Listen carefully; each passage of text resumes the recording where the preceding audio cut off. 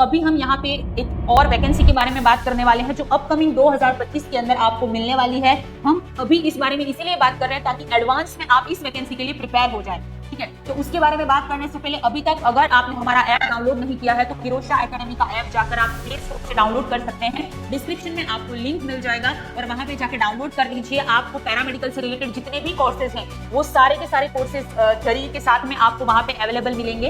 Hello everyone, स्वागत है एक बार फिर से किरोशा एकेडमी के इस ऑनलाइन यूट्यूब चैनल के अंदर। तो यहाँ पे हम लोग बात करने वाले हैं जो वैकेंसी अपडेट सीआरई एम्स आने वाला है, तो उससे रिलेटेड जो वैकेंसी आएगी उसके अंदर उसके बारे में बात करते हैं। तो यहाँ पे एम्स के अंदर वैकेंसी आने वाली है। सबसे पहले तो ये याद रखिए सीआरई एम्स करवाता है, तो एम्स के अंदर स्पेशली ये वैकेंसी और उसके साथ में कुछ ईएसआईसी के हॉस्पिटल्स भी इसके अंदर इंक्लूड रहेंगे, यानी कि सेंट्रल गवर्नमेंट की जॉब है। जॉब बहुत अच्छी है, सैलरी पैकेज बहुत अच्छा होता है।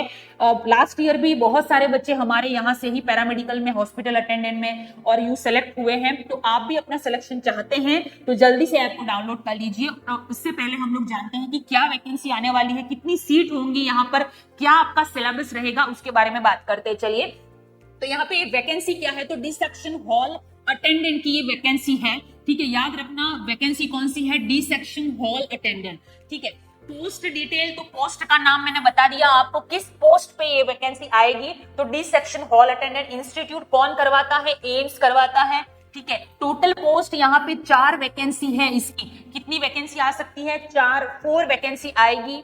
नेक्स्ट, क्वालिफिकेशन क्या रहेगा, तो यहाँ पे इस पोस्ट के लिए आपकी योग्यता क्या होनी चाहिए, तो 10+2 होना चाहिए, इंटरमीडिएट एंड समकक्ष +1, 1 साल का अनुभव संबंधित विभाग में।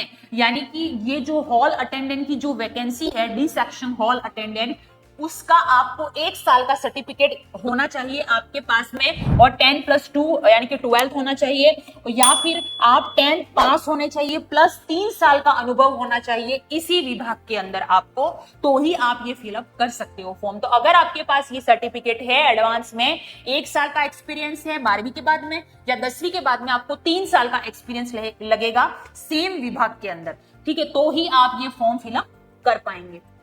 नेक्स्ट, यहाँ पे एज लिमिट्स क्या है, तो इसकी एज लिमिट्स जो है, मिनिमम जो है वो यहाँ पे 21 वर्ष है, 21 ईयर्स, और मैक्सिमम एज क्या रहेगी कि 30 ईयर्स आपकी एज रहने वाली, यानी कि 21 से 30 साल की उम्र इसमें बताई गई है। उसके बाद में मैक्सिमम एज यानी कि जनरल कैटेगरी के लिए 30 साल है। उसके बाद में ओबीसी, एसटी, जो पीडब्ल्यूबीडी वाले कैंडिडेट है या पहले से कहीं सेंट्रल गवर्नमेंट या जॉब कर रहे हैं कहीं पे, तो उनके लिए जो क्राइटेरिया अलग से लगता है वो यहाँ पे अप्लाई होगा, यानी कि और एज रिलैक्सेशन यहाँ पर प्रोवाइड करवाया जाएगा, ठीक है।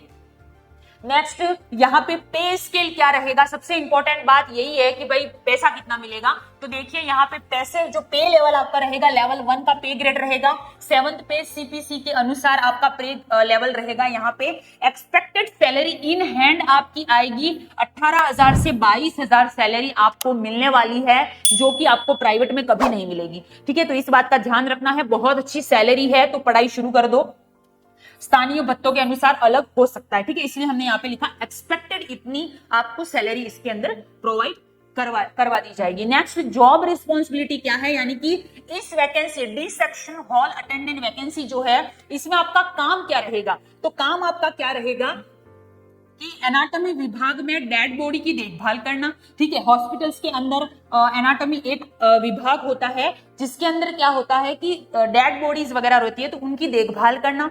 दूसरा, डी सेक्शन के दौरान प्रोफेसर और छात्रों की सहायता करना, यानी कि जो भी मेडिकल स्टूडेंट वगैरह रहते हैं वो क्या करते हैं, डी सेक्शन करते हैं उनके प्रैक्टिस के लिए, तो प्रोफेसर वगैरह भी रहते हैं तो उनकी हेल्प करना, ये आपका काम है। दूसरा, प्रयोगशाला, यानी कि जहां पर ये डी सेक्शन वगैरह होता है, ठीक है, बच्चों को सिखाया जाता है, वहां पर साफ सुथरा सफाई रखना, ये आपका काम है। और प्रोफेसर और छात्रों की मदद करना, इसके अंदर आपको जो प्रोफेसर रहेंगे, जो स्टूडेंट रहते हैं, उनको आपको मदद करनी है, ये आपका काम रहेगा। नेक्स्ट, यहाँ पे एग्जाम सिलेबस क्या रहेगा, तो अनुमान हम लगा सकते हैं कि इसके अंदर जो सिलेबस रहेगा वो यहाँ पे रहेगा, एक तो जीके आएगा, जनरल नॉलेज, जनरल इंग्लिश और हिंदी आएगा।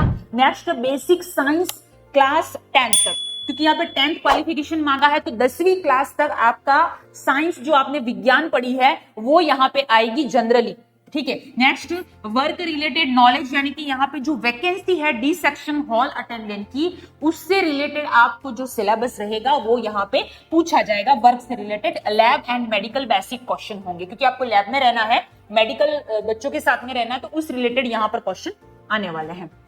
ठीक है। नेक्स्ट, यहाँ पे इंपॉर्टेंट चीज एक लिखी हुई है, बहुत अच्छी बात आप लोगों को मोटिवेट करने के लिए कि आप अभी तक अगर नहीं जागे हो तो जाग जाओ। ठीक है, वैकेंसी तो आ ही जाएगी, लेकिन उससे पहले अपने आप को प्रिपेयर करना बहुत ज्यादा जरूरी है। ठीक है, तो उसके लिए छोटा पद कभी छोटा नहीं होता, मेहनत और लगन से हर काम बड़ा बनता है। ठीक है, तो ये नहीं सोचना है कि वैकेंसी एम्स के अंदर है, जॉब रिस्पॉन्सिबिलिटी को देख के बहुत सारे बच्चे ऐसा सोचेंगे कि ये काम हम क्यों करें। भाई सैलरी देखो, और एम्स की जॉब है, कोई भी पाना चाहता है, कोई काम छोटा बड़ा नहीं होता, गवर्नमेंट जॉब होती है।